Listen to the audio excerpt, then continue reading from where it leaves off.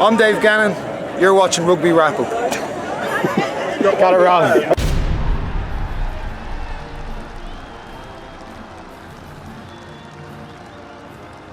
Brought to you by Friends of the British Council. Hey everybody, welcome back to Rugby Wrap Up. Matt McCarthy in the Fantasy Sports Network, Studio 34 on West 35th Street in New York City, talking rugby. And I'm with Mr. Steve Lewis here today. Stephen, always a pleasure to see you. Feelings mutual, Matthew. All right, and Stephen, I'm looking at your blue eyes again, and I'm thinking of Old Blue, and I'm thinking about how you and Brian Murphy have given me a hard time for not giving you guys any airtime. Yeah, so did you enjoy your dinner the other night? I did enjoy my Excellent. very nice dinner. My wife and I went up to this beautiful dinner as guests of the Old Blue Rugby Club, and I felt it necessary to finally give you some time. So I went up to the match. Unfortunately, you guys lost to your arch rivals, the New York Athletic Club, but it was exciting to watch. And we did catch up with some players and a coach, Chris Edwards, the coach of NYAC, your man, Connor Wallace-Sims, and Nate Brakeley of the New York Athletic Club. Check it out.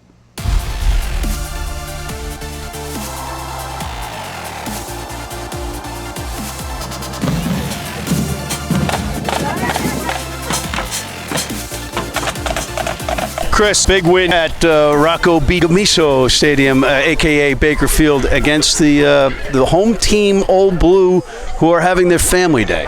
Yeah, a big win. I mean, it's always a tough test against Old Blue and a real mark of where we sit when we come up against them, so always nice to get a win.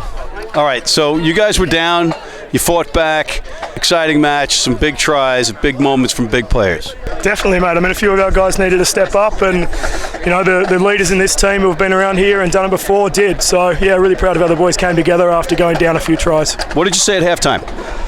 We just looked around the circle. We've been here before. A lot of guys have been in these positions and sort of lent on each other when the times got tough, and we rallied and came out strong. Key moment in the game for you, or were there many? It's tough to point. I think early on when we learned that going at them in the forwards with a few mauls and the pick and drives were getting us a good bit of metres so we could open up to the backs, and then we sort of set the platform for there. So I think that was probably the momentum a swinger from our side. You know, because of the way you guys turned it around and won this match, I was initially thinking that it was a mistake, but now I'm thinking it was psychological warfare on your part to wear a blue-colored jersey on the road against a team named Old Blue that wears black. Can you comment? Oh, look, you know, it's all a mind game here with rugby, so I think you know, we always try to change up our colours and where the opposition's wearing. You know, it's old school tactics here, but no, mate, nothing more to it. It's nothing more to it. It was a shirt that was clean. All right, I would just say, from a marketing standpoint, red or white on the road would go a long way. Just a hint. No, I appreciate that. It's something we'll keep in the top pocket. I appreciate that. But more importantly, you've got the victory. Congratulations. Thank you very much. Appreciate it. Is there any particular reason why you two are not on the pitch? Injuries. You got what? Hangnail, guys? Yeah, big hangnail. You look pretty healthy to me right now. Like that camera, I'm going to take it off. So Nate, big win on the road.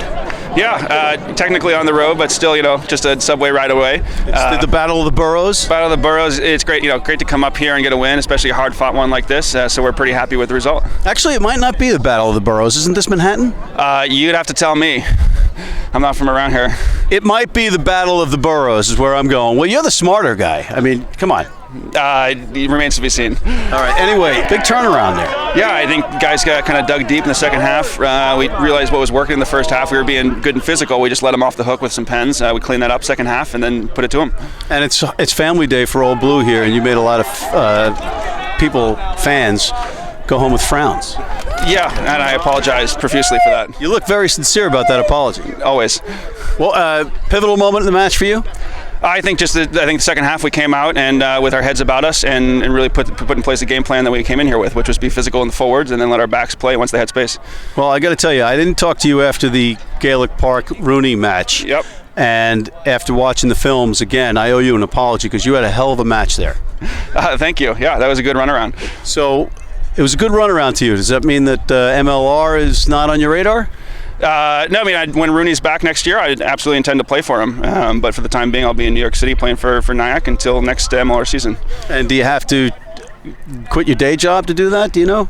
No, I mean I'll keep working. I think one of the strengths of this New York scene is that a lot of the guys have day jobs. It makes for boys that take rugby pretty seriously outside of that as well. It just makes for kind of a tighter knit group of guys. What's your favorite part about beating Old Blue? I think there's just a lot of history involved, and I think that when all the alumni and everyone that come up here get up for it, I think it just makes for a more special day. All right, you are the most diplomatic man I've ever interviewed in my life, and you should run for office. Oh, I appreciate that. What beer do you drink? Old Blue. Last. Connor Wallace-Sims. Hello. Tough loss here on home turf against the arch rival, the New York Athletic Club, on Family Day. Yeah, it's the Hall of Fame weekend. It's always tough to go down.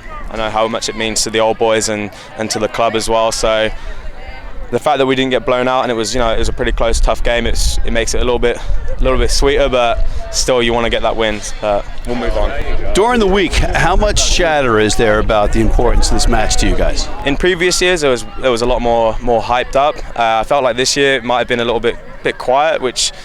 There's new guys in the team. Maybe it's not as understood as what it means to the old guys. I think this week we were a little bit quiet, but the guys that know, they know, and I feel like we brought it at most stages of the game, but I think we switched off. So.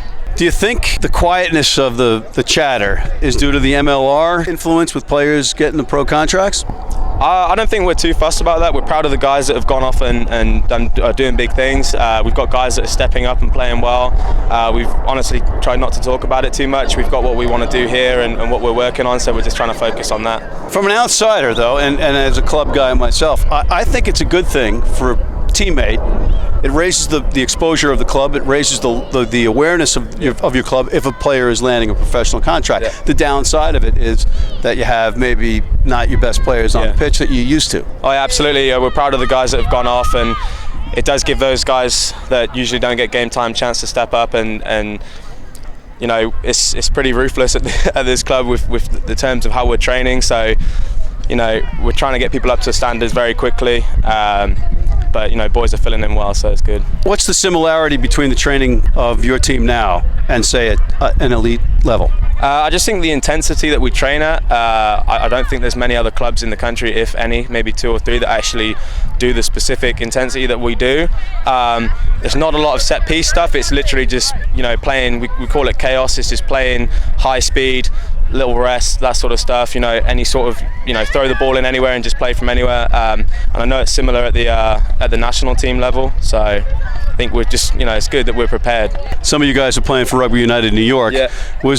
But now you're playing against each other. Again, yeah. Again, right? Any extra dialogue? Anything going on in rucks or anything that the fans at home didn't hear? Nothing too much. There's a few little niggles and stuff, but it's all friendly. A few little comments. Seamus tried to get a thumb in your eye? Seamus definitely tried to get a thumb somewhere.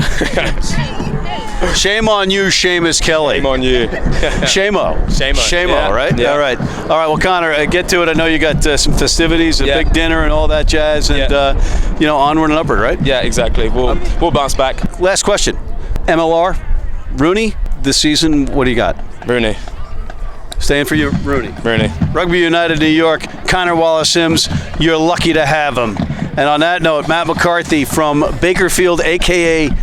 Rocco B. Camiso Soccer Stadium here at Columbia University. Thank you, my friend. Thank you very much. If you're in New York City and want to watch some great rugby, have some great food, and some great times, go to the world's best rugby pub, the Pig and Whistle on West 36th Street. All right, I know you don't like losing, right? But this was a cool match to watch, and what's important is that the rivalry is still there, absolutely. And you could tell between Connor Wallace-Sims and Nate Brakeley, both guys that have had Eagle exposure and were teammates on Rugby United New York. Yeah, I mean, sport's all about rivalries, and this is probably one of the biggest, certainly in rugby in this country, and it can be bitter at times. A lot of these guys have played with each other in Northeast Academy, and then some of them internationally. Luke Hume, Seamus Kelly, Connor, Sevens, Nate, Chris Mattina. So there's a bit of cross-pollination going on now, and obviously with Rugby United New York, there has been more of that. So these guys have a healthy respect for each other, but they certainly still want to beat each other when you put on that black shirt and you put on that red shirt, there is no love lost. Certainly not in the sidelines either. And one final point there. Yes. Did you or did you not willingly engage in the singing of the Old Blue Club song, Wild Mountain Time? I did not sing. My beloved wife, who is one of the nicest people on the planet and arguably has something wrong with her for being with me, was holding up the program and showing me the words, she just thought I wasn't singing along in the Old Blue anthem because I didn't know the words. So to all Matt's New York Rugby Club teammates, he was singing the Old Blue song. I'm just going to leave it there. That is so wrong. And with gusto, with vigor. That is so with wrong. With enthusiasm. Look, I put him in the New York Rugby Club corner, and he's got a New York Sevens koozie on his glass. Do you think I'm going to sing the Old Blue song? I don't think so. But while we're talking about shirts, what did you think about Chris Edwards and the coaching staff of NYAC wearing navy blue shirts, playing Old Blue on the road when their team's in white? It's confusing. No accounting for taste. No accounting for taste. No accounting for taste. I like that answer. All right. And on that note, we are out of time on this Friends of the British Council Community Corner segment and this segment of Rugby Wrap-Up. Matt McCarthy with Steve Lewis at the Fantasy Sports Network Studio 34 here in New York City, talking rugby and signing off.